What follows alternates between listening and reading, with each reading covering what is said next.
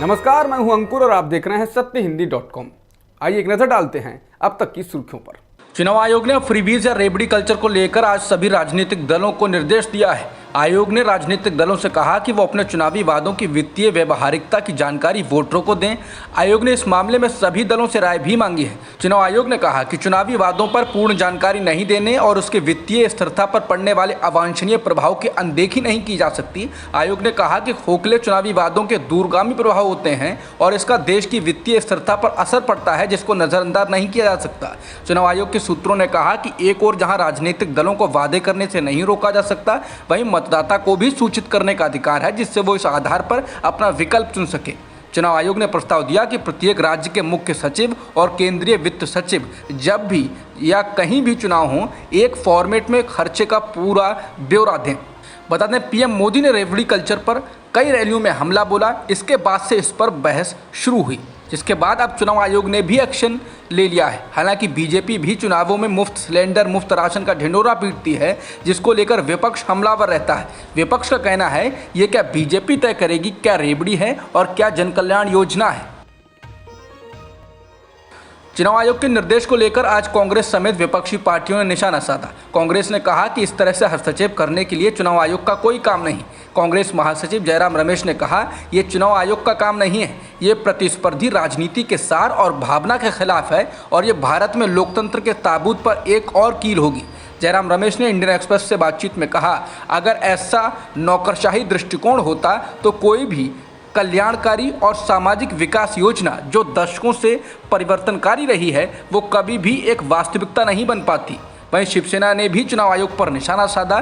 शिवसेना ने इस कदम की आलोचना करते हुए चुनाव आयोग पर केंद्र सरकार के इशारे पर काम करने का आरोप लगाया और अपनी जिम्मेदारियों से आगे हस्तक्षेप करने का आरोप लगाया। शिवसेना की राज्यसभा सांसद प्रियंका चतुर्वेदी ने कहा, अगर चुनावी वादे पूरे नहीं होते हैं या सरकारें अधिक खर्च करती हैं तो मतदाता का एकमात्र अधिकार है कि वो चुनाव करे।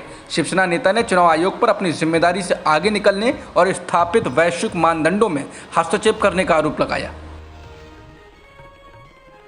प्रधानमंत्री नरेंद्र मोदी की कल हिमाचल प्रदेश की रैली को कवर करने के लिए पहले पत्रकारों से चरित्र प्रमाण पत्र मांगा गया था, लेकिन बवाल के बाद अब इस नोटिस को प्रशासन ने वापस ले लिया है। बता दें, 29 सितंबर को लिखे गए पत्र में सभी प्रेस संवाददाताओं, फोटोग्राफर और वीडियोग्राफरों की सूची मांगी गई थी। साथ ही उनके चरित्र सत्यापन का प्रमाण पत्र भी मांगा गया था।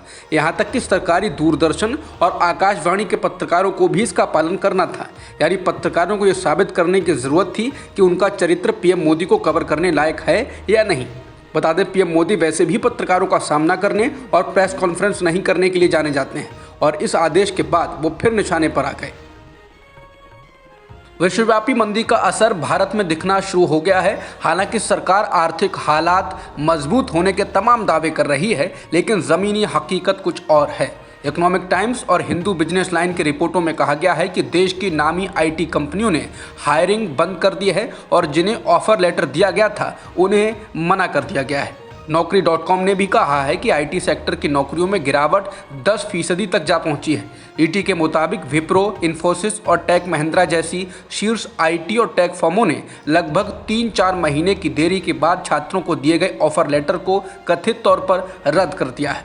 खबरों के मुताबिक सैकड़ों फ्रेशर्स को ऑफर लेटर दिए गए, लेकिन पहले उन कैंडिडेट्स की ज्वाइनिंग टाल दी गई और आखिरकार उनका ऑफर लेटर अब रद्द कर दिया गया। नौकरी.com की ताज़ा रिपोर्ट के मुताबिक अगस्त में आईटी सेक्टर ने हायरिंग एक्टिविटी में 10% की गिरावट दर्ज की।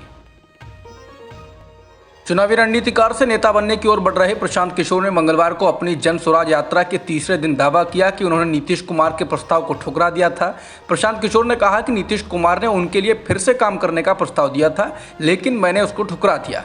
किशोर ने कहा कि उन्होंने ये कहते हुए मना कर दिया कि वो पदयात्रा करने और ऐसे जनबल बनाने में लगे हैं जिसके खिलाफ कोई शक्ति खड़ी नहीं हो सकती।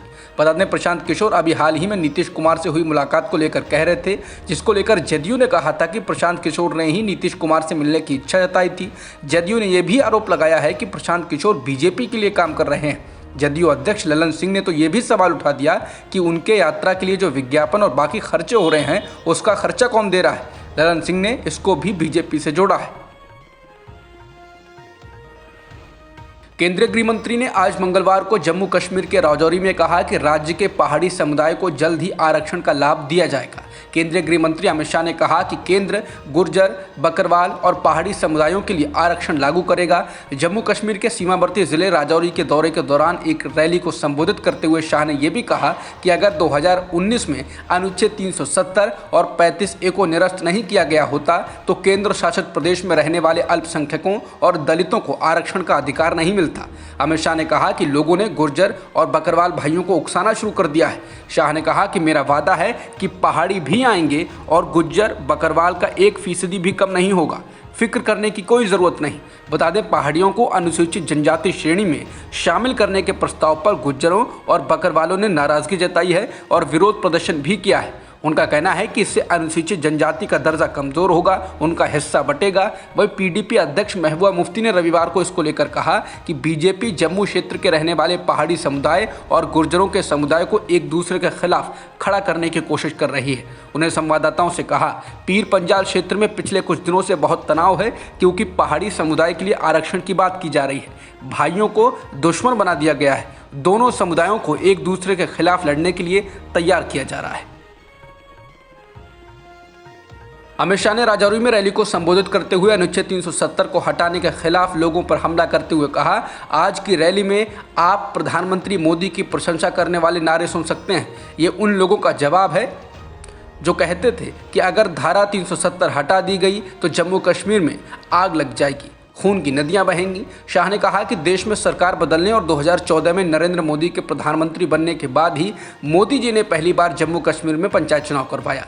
इससे पहले सिर्फ 3 परिवार जम्मू कश्मीर पर शासन करते थे, लेकिन अब सत्ता पंचायतों, जिला परिषदों के लिए चुने गए 30,000 लोगों के पास है। महाराष्ट्र के पूर्व गृह मंत्री अनिल देशमुख को 100 करोड़ रुपए वसूली के मामले में बॉम्बे हाईकोर्ट से जमानत मिल गई है। देशमुख पिछले 11 महीने से जेल में बंद हैं। मुंबई के पूर्व पुलिस कमिश्नर परमबीर सिंह ने अनिल देशमुख पर मुंबई के रेस्टोरेंट और बार से हर महीने 100 करोड़ रुपए वसूली करवाने का आरोप लगाया था, जिसके बाद अनिल देशमुख को ईडी ने पिछले साल गिरफ्तार कर लिया था। देशमुख को जमानत मिलने पर एनसीपी का कहना है कि अनिल देशमुख तो बाहर आ गए हैं और अब नवाब मलिक भी बहुत जल्द बाहर आएंगे क्योंकि एजेंसियों के पास कुछ भी सबूत नहीं है। दिल्ली के उपराज्यपाल विनय कुमार सक्सेना ने केजरीवाल सरकार के द्वारा लोगों को दी जा रही फ्री बिजली योजना की जांच करने के निर्देश दिए हैं। उपराज्यपाल ने दिल्ली के मुख्य सचिव से कहा कि वो केजरीवाल सरकार के द्वारा बिजली सब्सिडी में कथित रूप से सामने आई अनियमितताओं और विसंगतियों की जांच करें। इस पर मुख्यमंत्री अरविंद केजरीवाल ने कहा है कि गुजरात को आम आदमी पार्टी की फ्री बिजली गारंटी योजना पसंद आ रही है, इसलिए बीजेपी दिल्ली में फ्री बिजली को रोकना चाहती है। बता दें, दिल्ली में उपभोक्ताओं को 200 यूनिट से कम बिजली खर्च करने पर कोई बिल नहीं देना पड़ता, जबकि 400 यूनिट तक बिजली खर्च करने वालों को 50% सब्सिडी मिलती है। मुफ्त बिजली पर जांच के आदेश के बाद दिल्ली के मुख्यमंत्री अरविंद केजरीवाल ने कहा कि गुजरात को आम आदमी पार्टी की फ्री बिजली गारंटी खूब पसंद आ रही है, इसलिए बीजेपी दिल्ली में फ्री बिजली रोकना चाहती है। दिल्ली के लोगों, भरोसा रखना, मैं आपकी फ्री बिजली किसी हालत में रुकने नहीं दूंगा। केजरीवाल ने ट्वीट कर कहा कि गुजरात के लोगों, आपको विश्वास दिलाता हूं कि सरकार बनने पर 1 मार्च से आपकी भी बिजली फ्री होगी। केजरीवाल ने एक के बाद एक ट्वीट में कहा कि आपने हर चीज़ पे इतना टैक्स लगा दिया, इतनी ज़्यादा महंगाई कर दी, लोगों का खून चूस रहे हो। ऐसे में अगर मैं अपने लोगों की बिजली फ्री कर उन्हें थोड़ी राहत दे देता हूं तो वो भी आपसे बर्दाश्त नहीं होता, वो भी आप रोकना चाहते हो, ये मैं किसी हालत में नहीं होने दूंगा।